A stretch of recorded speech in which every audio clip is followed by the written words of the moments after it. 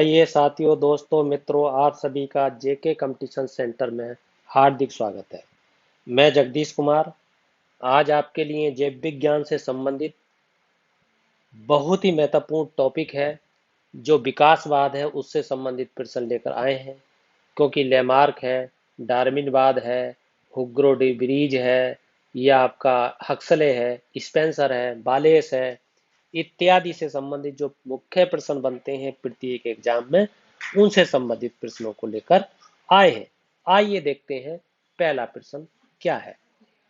जैव विकास के संदर्भ में सांपों में अंगों का लोप होने को स्पष्ट किया जाता है। किसके अंतर्गत किया जाता है? यह है आपका अंगों का उपयोग तथा अनुपयोग किए जाने से। अब क्या है ये जानना बहुत जरूरी है। विकास के जो उत्परिवर्तन सिद्धांत होते हैं उनमें क्या होता है, लेमार्क ने यह सिद्धांत दिया कि परिवर्तन शरीर के उपयोग तथा अनुपयोग के कारण होता है। जो भी परिवर्तन होगा शरीर में वो उसका उपयोग और अनुपयोग, यदि उपयोग होगा तो वो अंग विकसित हो जाएंगे, और यदि उन अंगों का अनुपयोग होगा तो वो अंग इतने विकसित नहीं हो पाएंगे। बदलते जो वातावरण होता है, बदलता जो वातावरण होता है, बदलते वातावरण में बदलते वातावरण में जीवधारी नई वस्तुओं की पूर्ति के लिए अपने कुछ अंगों का प्रयोग अधिक करते हैं, अधिक, और कुछ अंगों का प्रयोग क्या करते हैं, कम करते हैं। जिन अंगों का प्रयोग अधिक करते हैं वो अंग मजबूत हो जाते हैं, और जिनका कम उपयोग करते हैं वो अंग कमजोर हो जाते हैं, और या फिर बिल्कुल लुप्त हो जाते हैं, यानी गायब हो जाते हैं। ये आपको बताना है। जिनका उपयोग, अच्छा, कभी कभी ये निष्क्रिय हो जाते हैं, और इसका उदाहरण भी है, जैसे हमारे शरीर के जो अपशेषी अंग है, ये इसका उदाहरण है, अपशेषी अंग। और सांपों में जो टांगों का अभाव पाया जाता है सर्पों में, वो भी इसका अंगों के उपयोग और अनुपयोग का उदाहरण है। ये आपको ध्यान देना। आइए आगे देखते हैं। अगला है, बहुत ही महत्वपूर्ण प्रश्न है कि विकास का मुख्य कारक है, यानी विकास का मुख्य कारक क्या है। तो ये है आपका विकास का मुख्य कारक प्राकृतिक वर्ण। अब कैसे है प्राकृतिक वर्ण, और प्राकृतिक वर्ण है क्या, ये भी समझना है। प्राकृतिक वर्ण का मतलब है एक चयन प्रक्रिया, एक चयन प्रक्रिया है। अच्छा, वो चयन प्रक्रिया है क्या, ये भी आपको समझना है। वो ऐसी एक चयन प्रक्रिया है जिसके कारण जीवों की जो आबादी होती है, उनके जो जीन रूप होते हैं, मतलब जीन जीन के रूप होते हैं, जीन के रूपों में क्या होता है, और जीन के रूप जैसे कौन कौन से होते हैं, जैसे आपके एलील, एलीली जो जीन होते हैं, एलीली जीन, ये क्या दोनों ही आवृत्तियों में महत्वपूर्ण, इनमें महत्वपूर्ण परिवर्तन होता है,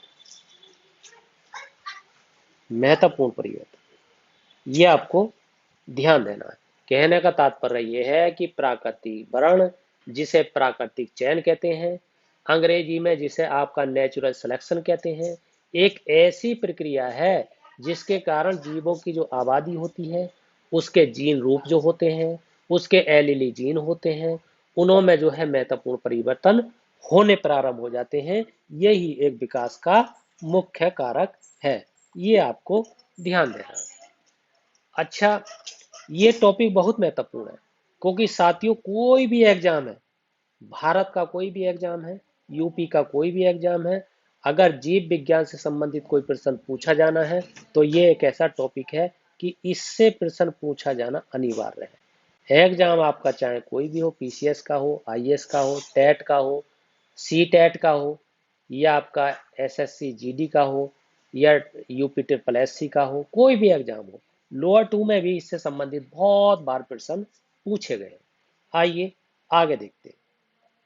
आगे है आपका आर्क्योप्टेरिक्स। आर्क्योप्टेरिक्स मतलब क्या है?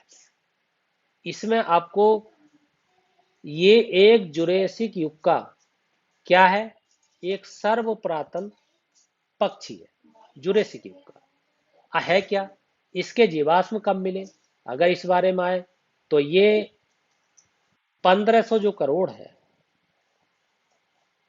1500 करोड़ पुरानी चट्टानों से इसके जीवाश्म मिले हैं। और ये जो सरीसृप तथा पक्षियों के बीच की एक कड़ी होती है, जिसमें सरीसृपों की भांति क्या होती है, लंबी पूंछ होती है। और क्या होता है, लंबी पूंछ होती है, और इसके साथ साथ इसमें चोंच होती है। और क्या होता है, चोंच के साथ इसमें दांत होते हैं। और क्या होता है, जो अगर पास जो अगली उंगलियां होती हैं उनमें पंजे होते हैं। ये आपको ध्यान देना है। और फिर भी ये क्या है, फिर भी ये पक्षी है, क्योंकि सब ये फिर भी ये पक्षी है, क्योंकि इसमें अग्रपाद जो होते हैं, उड़ने के लिए जो पंख होते हैं, उन अग्र जो पैर होते हैं वो पंखों में परिवर्तित हो जाते हैं। ये जंतु जैव विकास को सिद्ध करता है। ये आपको ध्यान देना है। अगर पूछा जाए कितने वर्ष पुराने, कितने वर्ष पुराने जो है, तो 1500 करोड़ वर्ष पुराने। क्या होता है, लंबी पूंछ होती है। और क्या होता है, चोंच होती है। और क्या होता है, उसमें दांत होते हैं। और क्या होते हैं, पंजे होते हैं। और ये एक प्रकार का पक्षी होता है। ये आपको ध्यान देना। आइए आगे देखते हैं। विकास के जो उत्परिवर्तन सिद्धांत का प्रतिपादन किसने किया, इसका बताना। इसका है हुगो डी ब्रिज। हुगो डी ब्रिज ने किया। क्या है, इसके अनुसार क्या होता है, इसके अनुसार जो नई जाति होती है, मतलब कोई भी नई जाति होगी, उस नई जाति की एक उत्पत्ति होगी, और उस उत्पत्ति से अचानक उनकी जो मतलब वंशागत होती है, उसमें वंशागत परिवर्तन होगा। और क्या होगा, और उसका जो पहला सदस्य होगा, पहला जो सदस्य होगा, प्रथम सदस्य, उसमें ये परिवर्तन दिखाई देगा। इन्हें जो है क्या होगा, इसी आधार पर इसे हुग्रो डी ब्रिज ने इसे परिवर्तित किया। इसी को इसने उत्परिवर्तन का सिद्धांत दिया, क्योंकि कोई भी नई जाति होती है, उस नई जाति की उत्पत्ति होती है। उत्पत्ति जो है वंशागत रूप से होती है, फिर प्रथम सदस्य में उसे उत्परिवर्तन या परिवर्तन प्रारंभ हो जाता है। इसे ही जो है विकास का उत्परिवर्तन सिद्धांत कहते हैं। ये आपको ध्यान देना है। साथियों, यदि आप इस वीडियो से नए जुड़े हैं तो इस चैनल को सब्सक्राइब जरूर करें, और जब भी आप वीडियो देखें तो इसे लाइक जरूर करें, ताकि मुझे वीडियो बनाने की शक्ति, हिम्मत, ताकत और आत्मबल मिल सके और साहस मिल सके। ये आप ऐसा करते हैं तो आप मेरे मनोबल को बढ़ाते हैं, और यदि आप ऐसा नहीं करते हैं तो आप मेरे मनोबल को घटाते हैं। इसलिए ये आप पे निर्भर करता है कि आप मेरे मनोबल को बढ़ाते हो या घटाते हो। तो साथियों, जब भी आप वीडियो देखें तो सबसे पहले लाइक का बटन दबाएं, और जिसने ये भी चैनल को सब्सक्राइब नहीं किया है तो जरूर सब्सक्राइब करें, ताकि कोई भी नई नोटिफिकेशन तुरंत आपके पास पहुंच जाए।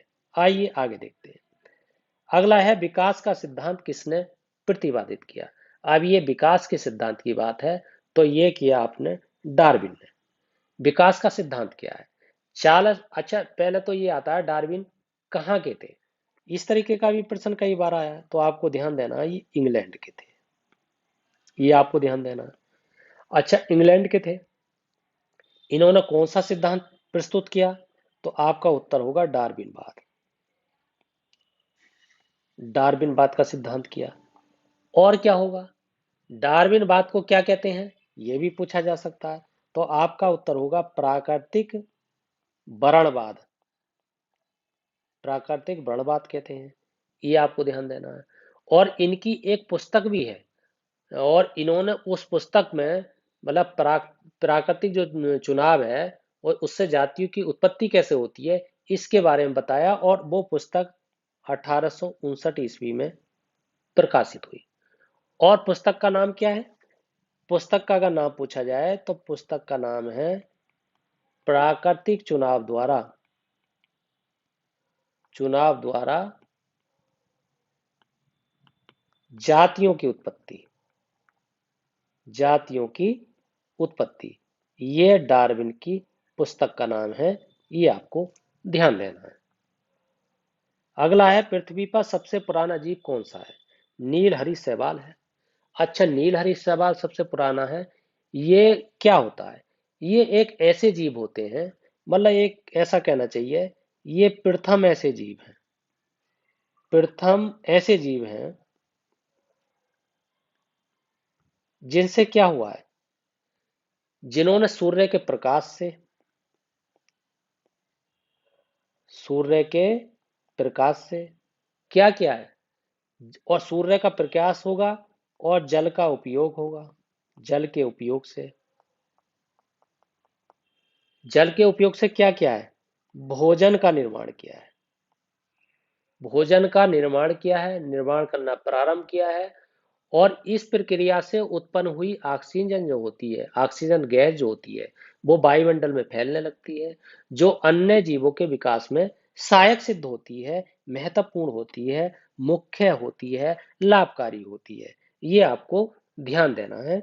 इस तरीके का प्रश्न आपसे बार बार पूछा जा सकता है, और भी विकासवाद से संबंधित पूछे जा सकते हैं, क्योंकि बार बार इस तरीके के प्रश्न देखने के लिए मिलते हैं। और भी, जैसे, और प्रश्न क्या हो सकता है, एक प्रश्न होता है कि आधुनिक मनुष्य का जो नजदीकी पूर्वज है वो कौन है? तो ये मुझे याद आ रहा है क्योंकि उसके बारे में बताया गया है, क्रो मैग्नेल, एक, ये क्रो मैग्नेल, ये आधुनिक मानव का पूर्वज है।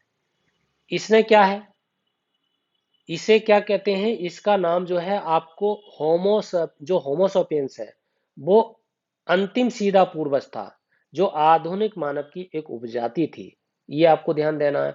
इसके बारे में कभी कभी पूछा जा सकता है कि इसकी कपाल गुहा कितनी थी, जैसे 1600, उसे क्या कहेंगे, cubic, cubic centimetre, cubic centimetre थी, ऐसे पूछा जा सकता है। उसकी लंबाई कितनी थी, तो जैसे 6 फुट की थी, ये पूछा जा सकता है। और उसकी मतलब 166 सेंटीमीटर के करीब, इस तरीके से पूछा जा सकता है। ये आपके कई बार एक प्रश्न आता है कि भारत की विशाल जो बिल्लियां होती हैं, उसे किसके कारण, किसके बारे में बताया गया है कि वो अब विलुप्त हो गई? तो ऐसा कौन सा है, चीता, एक चीता के बारे में पूछा जाता है। चीता को एक बिल्ली कहा गया है, और ये प्रजाति बिल्कुल विलुप्त हो गई है। ये इस तरीके से प्रश्न पूछा जा सकता है। और क्या प्रश्न हो सकता है, और कई बार इस तरीके के प्रश्न है कि वर्तमान प्रमाण के अनुसार पृथ्वी पर जीवन का जो उद्गम है वो कब हुआ? इस तरीके का प्रश्न भी पूछा जाता है कई बार। तो आइए साथियों, दोस्तों, मित्रों, बहनों, यदि आपको ये वीडियो पसंद आई है तो इस चैनल को सब्सक्राइब कीजिए, लाइक कीजिए, शेयर कीजिए, कमेंट कीजिए, फीडबैक दीजिए। कोई भी पढ़ाई से संबंधित आपको अगर जानकारी लेनी है तो आप इस नंबर पर पढ़ाई से संबंधित जानकारी प्राप्त कर सकते हैं। एग्जाम चाहे आपका कोई भी हो। और जो मैंने ये वीडियो में बताया है इसे ध्यान पूर्वक सुनिएगा, क्योंकि मैंने पीछे आपको कई ऐसे सवाल बताए जो कि उनकी उपशाखाएं हैं, उनके अध्ययन से संबंधित हैं। जैसे मैंने आपको बताया था कि हड्डियों का अध्ययन किस में किया जाता है, तो मैंने ऑस्टियोलॉजी बताया था। पर्वतों का अध्ययन किस में किया जाता है, ऑरोलॉजी बताया था। सेरोलॉजी का अध्ययन किस में किया जाता है, तो मैंने आपको रुधिर के बारे में बताया था। जियोलॉजी का अध्ययन किस में किया जाता है, पृथ्वी की आंतरिक संरचना के बारे में बताया था। इस तरीके से मैंने हाइड्रोपोनिक्स के बारे में मैंने बताया था कि मृदा विहीन पादप जो होते हैं उनके संवर्धन के बारे में मैंने आपको बताया था।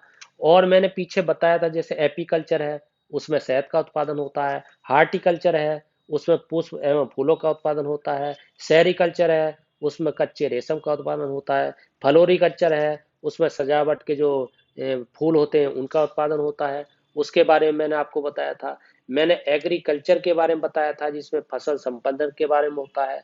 मैंने आपको सिल्वीकल्चर के बारे में बताया था जिसमें वन संवर्धन होता है। मैंने आपको ओलोरीकल्चर के बारे में बताया था जिसमें सब्जियों की कृषि की जाती है। मैंने अर्बोरिकल्चर के बारे में आपको बताया था जिसमें वृक्ष और झाड़ियों का अध्ययन होता है। मैंने पोमोलॉजी के बारे में बताया जो बार बार आता है। पोमोलॉजी का अध्ययन किसमें किया जाता है या पोमोलॉजी में किसका अध्ययन किया जाता है? फलों की खेती की जाती है। एग्रोनॉमी में किसकी खेती की जाती है? फसलों की खेती की जाती है। बर्मी कल्चर में किसकी खेती की जाती है? केंचुआ का पालन किया जाता है। ऑस्ट्री कल्चर में क्या किया जाता है? सीपों का अध्ययन किया जाता है। ओली कल्चर में क्या किया जाता है? जैतून का उत्पादन किया जाता है। हेली कल्चर में क्या किया जाता है? मैंने कई बार बताया घोंगे का उत्पादन किया जाता है। मैंने आपको ये भी बताया था कल कि बीटी कल्चर में क्या होता है? अंगूर का उत्पादन होता है। मैंने आपको ये भी बताया था कि मैरीकल्चर में किसका उत्पादन होता है? मानव के उपभोग का उत्पादन होता है, यानी समुद्री जीवों का उत्पादन होता है। ऐसे मैंने बताया था। मॉरिकल्चर में किसकी खेती होती है? मैंने आपको बताया था शहतूत की खेती होती है। सिट्रीकल्चर में किसकी खेती होती है? खट्टे फलों की खेती होती है। मैंने आपको एरोकल्चर में बताया था जो कि मृदा विहीन पादप के बारे में आपको बताया अभी थोड़ी देर पहले। इस तरीके से मैंने आपको बहुत अच्छे तरीके से समझा रखा है। और आप वीडियो को अच्छे तरीके से देखिए, वीडियो को पूरा देखिए और वीडियो को अंत तक देखिए। जो बातें मैं नहीं लिख सकता हूं उन्हें आप कान से सुनिए, उन्हें ग्रहण कीजिए, मूल्यांकन कीजिए। हर हालत में आपका सिलेक्शन होगा। बिल्कुल 100% सिलेक्शन हुआ होगा। हजारों लड़कों का सिलेक्शन हुआ है। अब आपकी भी बारी है। इसीलिए मन लगाकर पढ़िए। हर एग्जाम में आपको सफलता मिलेगी। आप जेके कंपटीशन सेंटर से जुड़े रहिए। आइए, इसी के साथ आपका बहुत बहुत धन्यवाद।